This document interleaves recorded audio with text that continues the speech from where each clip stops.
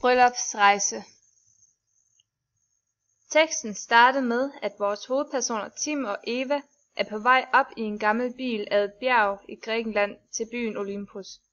På vejen op ad vejen møder de pludselig en lusligt beskidt mand, som står midt på vejen, samtidig med, at han mestende citerer et digt af William Blake. De er lige ved at køre ind i ham, og Tim står ud for at få manden til at forsvinde.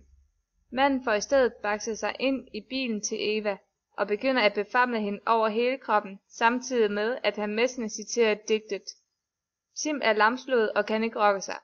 Da manden stopper, forsvinder han ud af bilen, og Eva går i chok. De kører til Olympus, hvor Tim efterlader Eva ved et stykke græs ved en skrænt ved havet. Han går efter vand i byen, hvor Tim oplever, at kvinderne dominerende bestemmer over mændene.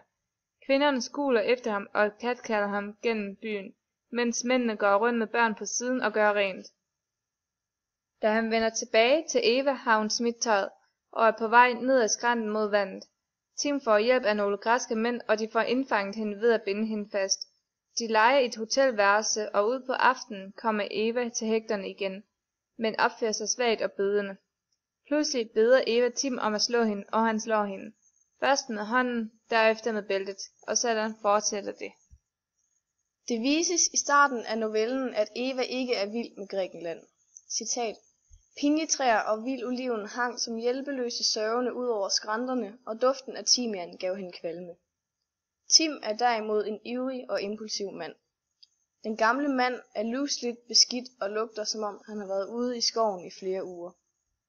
Endvidere er Tim den mandlige forsvarer i forholdet, og den gamle mand citerer et digt af William Blake.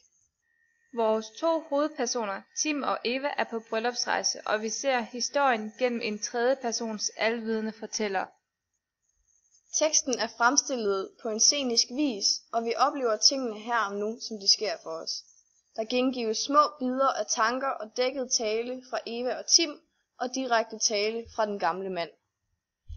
Når vi i teksten bliver introduceret til den gamle messende mand, ses det, hvordan Tim skal spille den mandlige forsvarer. I det manden står på vejen, speeder han først op, men rammer ikke manden, som var det en form for trussel og magtdemonstration.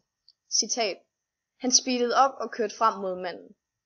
Da manden så pludselig får bakset sig ind i bilen og begynder at befamle hans kæreste, føler Tim sig magtesløs og kan ikke agere. Tim mister på dette tidspunkt sin plads i rollen som den stærke beskytter, der kan forsvare sin kone, og i stedet får en snavset, ulækker mand lov til at gramse på hans kone. Tim prøver at skræmme manden væk med en kæp, som også kan ses som et faldersymbol. Tim stod og gloede med en kæp i hånden. Manden citerer et digt skrevet af William Blake, der hedder Vision of the Daughters of Albion. Digtet handler om Uthon, som er forelsket i Theotimon. Uthon vil gerne have Theotimon, men bliver pludselig voldeligt voldtaget af en anden mand, Bromion. Efter Uthons voldtægt vil hverken Theotimon eller Bromion have noget med hende at gøre. Digtet skulle efter sigende også indeholde en kritik af ægteskabet. Vi har dog ingen konkrete eksempler på dette. Plottet minder utrolig meget om plottet i Bryllupsrejse, da den gamle messende mand spiller Bromion, mens Eva er Uthon og Tim er Theotimon. Den gamle mands gramsen kan ses som symbol på voldtægten, og vi ser også i teksten bagefter en stigende irritation mod Eva fra Tims side. Da de ankommer til Olympus, ser vi i teksten en omvendelse af de traditionelle kønsroller. I byen er det kvinderne, der dominerer, og mændene, der er underdannet adlyder. Dette understreges endvidere af, at kvinderne katkalder Tim, hvor det normalt for det meste er omvendt. Tim føler sig intimideret af kvinderne og nægter at acceptere det. Han føler sig absolut ikke til rette i den nye rolle, som det ses i citatet. Kvinden over manden, at det simpelthen var løgn. At mændene tæskede deres koner om aftenen, når byen var stille og mørk. At kvinderne lavede mad, lod sig besvanger, lod sig slide på. Tanken beroligede ham. I det, at Eva bliver fragtet gennem byen af en af grækerne, læner hun sig ind mod hans hår, som hun finder behageligt. Dette ser Tim. I det efterfølgende stykke tekst ses det, hvordan Tim igen prøver at genvinde sin mandlighed og sin magt over Eva. Citat: Tim trak den nøgne kvinde efter sig gennem byen til parkeringspladsen. Måden, som scenen er fremstillet, virker næsten stenalderagtigt. som en hulemand, der trækker sin kvinde afsted i håret. Vi ser altså gennem teksten et skift i forholdet mellem manden og kvinden.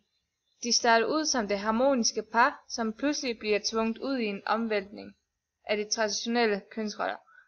Eva bliver til en klynkende fugleunge, og Tim oplever aggressivitet og irritation. Det, at Eva pludselig oplever en kløen, kan ses som et symbol på hendes lidenskab, som hun ikke kan komme udenom. Hun vil ned i det blå vand og vaske sig ren. Citat. Hun skulle dykke ned i det blå vand vil vaske hende ren. Vandet skulle befri hende. Vi har tolket dette, nu hvor novellen hedder Bryllupsrejse, som en form for dåb og renselse hun søger. En indvielse og tilgivelse for hendes synder. Endvidere symboliserer den blå farve blå fred, ro, harmoni og tillid, som er værdier, man indgår et ægteskab på. Eva får dog ikke lov til at dykke ned i vandet, da hun bliver reddet af Tim og grækerne. Eftersom hun ikke opnåede sin tilgivelse, tolker vi det som grunden til, at hun til sidst i novellen beder Tim om at slå hende. På dette tidspunkt får både Tim demonstreret sin plads som mand i parforholdet, og Eva gjort op med sine synder.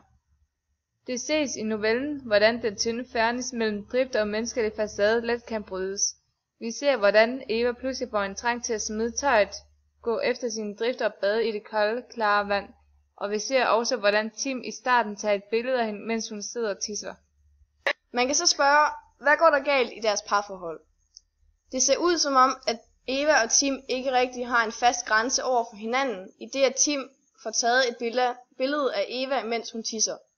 Dette er meget grænseoverskridende, da ingen har lyst til at få taget et billede, når de sidder med blottet underkrop. Endvidere er det som om, de begge skal finde deres plads i parforholdet. Tims utilpashed over for kvindernes magtposition inde i byen kan ses som et præg om hans mening om Evas plads i parforholdet. Teksten sætter spørgsmålstegn ved de traditionelle kønsroller. Ved brylluppet indgår de fleste par en form for pagt, hvor de bindes sammen som mand og kvinde. Teksten skildrer, hvordan Eva og Tim skal forlige sig med deres nyindgåede pagt og med deres nye roller i forhold til deres forhold og hinanden. Måden Tim og Eva bliver skildret på i teksten viser, hvordan mennesket med det tynde fernis mellem den dyriske side og det humane skal forholde sig til i ægteskabet.